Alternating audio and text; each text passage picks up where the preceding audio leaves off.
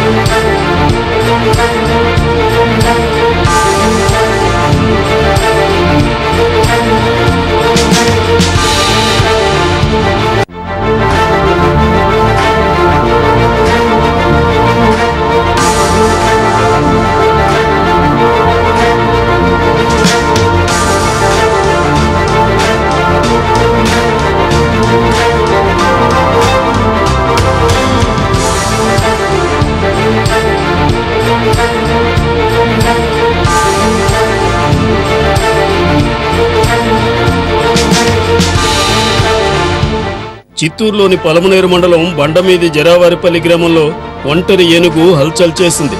తమ ఇంట్లో రెడ్డప్ప కుటుంబం నిద్రిస్తున్న సమయంలో పైన రేకులను పెకిలించి వేస్తున్న సౌండ్తో అప్రమత్తమై చూడగా ఒంటరి ఏనుగు కనిపించింది. దీంతో భయపడి నిద్రిస్తున్న వారి పిల్లలను తీసుకుని ఇంటి నుంచి బయటకు పరుగులు తీశారు.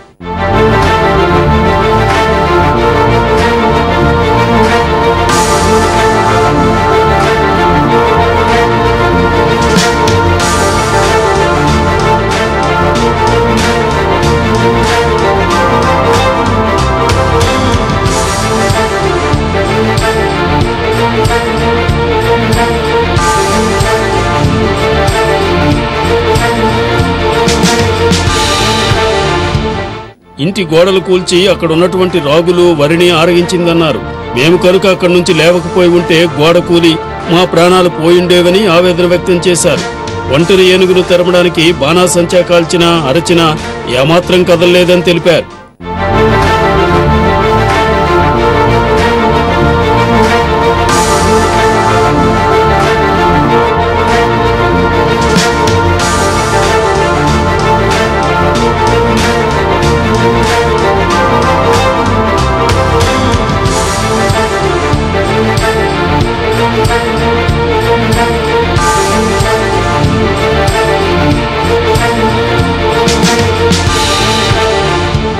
అధికారులకు సమాచారం అందించామని, మాకు ఏనుగుల నుండి ప్రాణాపాయం ఉందని ప్రభుత్వం నుంచి నష్టపరిహారం ఇప్పించాల్సిందిగా కోరారు.